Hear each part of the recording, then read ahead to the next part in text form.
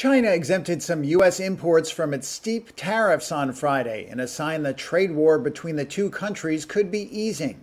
Business groups said China has allowed some U.S.-made pharmaceuticals to enter the country without paying the 125% duties that Beijing imposed earlier this month, in response to U.S. President Donald Trump's 145% tariffs on Chinese imports. Also, a list of 131 product categories said to be under consideration for exemptions was circulating among some businesses and trade groups, including vaccines, chemicals, and jet engines. Reuters cannot verify the list, and China has not yet communicated publicly on the issue. Trump's administration has in recent days signaled it is looking to de-escalate the confrontation between the world's two largest economies. And Trump himself told Time magazine that talks were taking place and that Chinese President Xi Jinping had called him. Trump was circumspect when asked about this on Friday as he headed to Rome for Pope Francis's funeral. You said you spoke with President Xi. Have you spoken to him since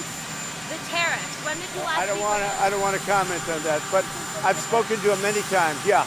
China denied that discussions were happening, with its embassy in Washington writing on social media that the U.S. should stop creating confusion. In addition to the steep tariffs on China, Trump has announced targeted tariffs on dozens of other countries, which he has suspended until July 9th. That has set off a scramble among U.S. trading partners to strike individual trade deals with Washington before the deadline. A tall order, given that past trade deals have typically taken years to negotiate. Trump said he expects conversations to take place on his trip to Rome. We're going to meet with a lot of the foreign leaders. They want to meet.